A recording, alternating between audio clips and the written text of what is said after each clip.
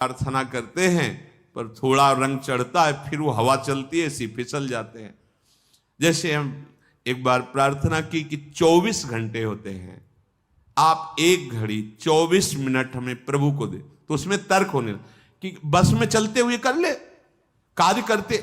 यार तुम 24 घंटे में 24 मिनट एकांत में प्रभु को नहीं दे सकते? अरे चलते फिरते वो ओवर टाइम वाला नाम लेंगे ना, और जमा होगा हमारे पास।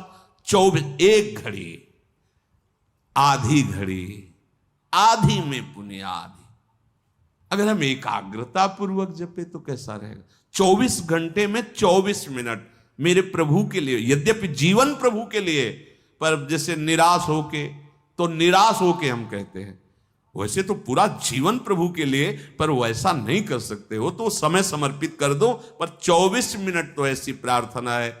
ऐसा कौन सा कार्य तुम्हारा है जो तुम इतने बिजी हो कि 24 मिनट नहीं निकाल सकते प्रभु के लिए? आप देख लो अपने जीवन के समय को कैसे व्यर्थ करते हो, और 24 मिनट के लिए हमसे तर्क करते हो कि वो गाड़ी में चलते हुए जप सकते हैं, वो कार्य कर। इसके लिए तो है ही उपदेश, चलते फिरते, उठते बैठते, खाते पीते, हर समय नाम जप करो, वो तो अहो भाग्य है। लेकिन इस 24 मिनट को तुम कार्य प्रणाली नहीं भाई। जब तुम्हारे लिए कह दिया कि 24 घंटे में सो मेहनत करो, जो भी कार्य, 24 मिनट निकाल के प्रभु के लिए, माला से, बिना माला से, जो नाम प्रिय लगे, राधा राधा राधा। अरे देखो कितना एकांत में तुम्हें आनंद। बोले मन नहीं लगता, मन भागता, भागने दो, तुम बैठ जाओ, तुम बैठ जाओ, वो लग जाएगा एक दिन। तुम नाम पकड़ो। अच्छा ये नाम है, इसमें तो उपांश और मानसिक का भेद नहीं। आप ऐसे को राधा राधा राधा राधा राधा राधा राधा राधा राधा राधा 24 मिनट आप करके देखो, आंख मूंद लो, राधा राधा राधा राधा राधा राधा राधा राधा राधा राधा राधा। अब इसमें मन लगने की बात है, इसमें तुम्हें कोई प्राणवायु का संशोधन करना है।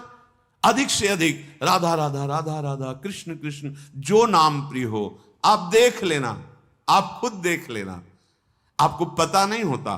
जैसे दो लकड़ियों के घर्षण से अग्नि पैदा हो जाती है, ऐसे जिह्वाग्र और नाम की रगड़न से अमोघ अध्यात्म शक्ति पैदा होती। विश्वास करो, अमोघ शक्ति पैदा। तुम्हारा ज्ञान, तुम्हारा हृदय का अध्यात्म बल जहां जागृत हो गया, कोई भय नहीं, कोई शोक नहीं, है ही नहीं। दूर से रस्सी का सांप मान के भयभीत हो रहे थे, जब तुम्हें दिखाई देगा केवल गोविंद ही गोविंद है, भय नाम की चीज नहीं रह जाएगी। इसमें पार करने का एक ही उपाय, भगवन नाम। देखो बात आई, सार बात भगवन नाम। जितना नाम जप करोगे उतने ही दुख से ऊपर उठते जाओगे। मान लो, विश्वास मान लो। एक ऐसी आनंद दशा होती है हृदय की। देखो एक बार हमको किसी ने बताया था कि एक कोई गैस होती है, वो अगर खुल जाए तो लोग हंसते ही रहते हैं। ओ है, हाँ, जो हम तो कह नहीं पाए कि फ्लैपिंग क्या है, ऐसे गैस है, लाफिंग, हमने समझा फ्लैपिंग वो हंसी वाली। एक गैस में इतनी ताकत है कि कोई कितना भी डिप्रेशन में वो हंसता ही रहेगा। गैस में, भगवान के नाम में इतनी ताकत नहीं कि हर दुख मिटा के तुम्हें आनंद में रहे। सोचो, प्रकृति की एक गैस है, प्रकृति की एक औषधि है जो बेहोश करके अंग काट दे तो भी पता ना चले। भगवान के नाम में, धन्वंतरी जी ने कहा, सब औषधियों का शोध करने पर पता चला भगवान नाम में जितनी रोग निवारण, दुख निवृत्ति, शोक निवृत्ति सामर्थ्य उतनी किसी औषधि में नहीं। धन्वंतरी जी के वचन है। जामवंत जी कह रहे हैं, ये तो बाहरी समुद्र पर पुल आपके प्रताप से बनी जाएगा, पर भव समुद्र से पार होने का एकमात्र उपाय है भगवन नाम। अपनी जिह्वा से निरंतर, हम जैसे भी हैं अपने प्रभु के हैं। ये भाव बहुत मंगलमय है। हमारे प्रभु को ऐसा हो तभी स्वीकार होगा, ऐसा नहीं है। कैसा भी हो, कोई भी हो, बस शरण में हो जाए और नाम जप करने लगे।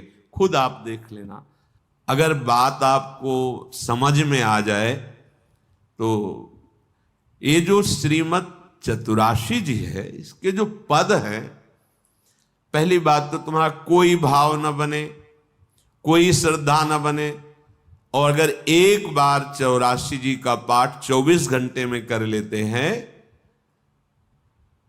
45 मिनट लगेंगे रफ्तार से करने में, थोड़ा आराम से गाएं तो 1 घंटा, और अपने लोग जैसे मस्ती से गाते हुए परिक्रमा लगाते तो 1.25 घंटे में पूरा ऐसे आराम। एक 84 जी का पाठ करने वाला कभी 84 लाख योनियों में नहीं जा सकता।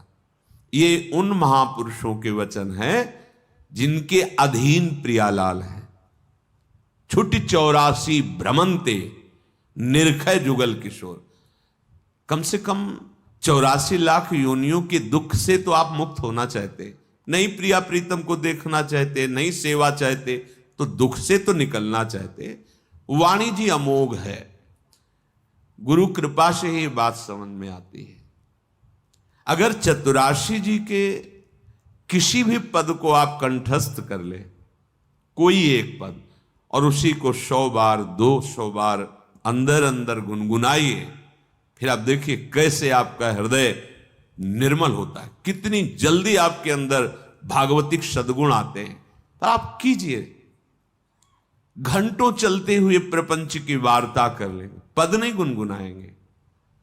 व्यर्थ में बैठे मन कल्पना में घूम रहा है, उसको डांट करके नाम में नहीं लगाएंगे।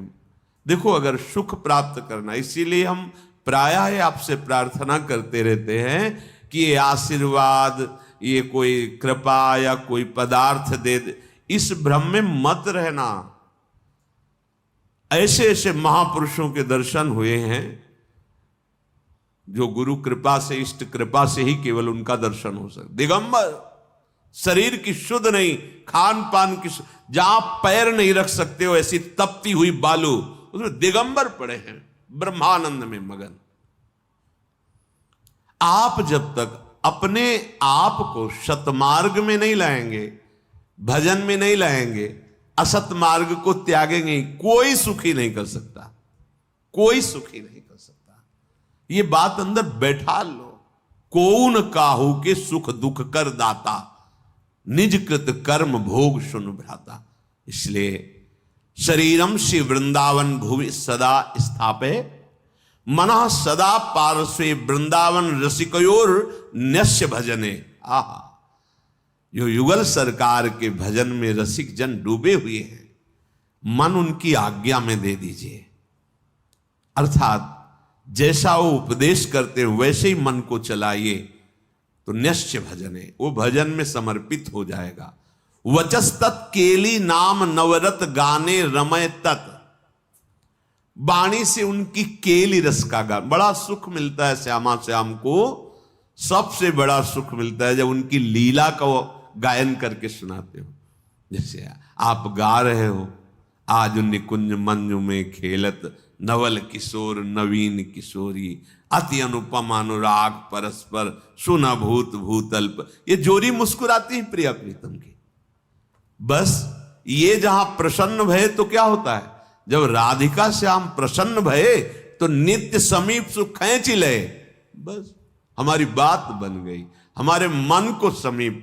तो किशोरी मात मानम किमे सुकुमारी नुकले, श्री लाडली जी के समीप उनकी सेवा की भावना और भाव देह दोनों प्राप्त हो जाता है। जब लाडली जी घसीट लेती है तो सेवा की भावना और सेवा जिससे संपादित होती, वो देह, जो सेवा संपादन की देह है, वो सच्चिदानंद है, पार्थिव देह नहीं, जन्म मरण वाला मलमूत्र बनाने वाला शरीर नहीं, चिदानंद देह।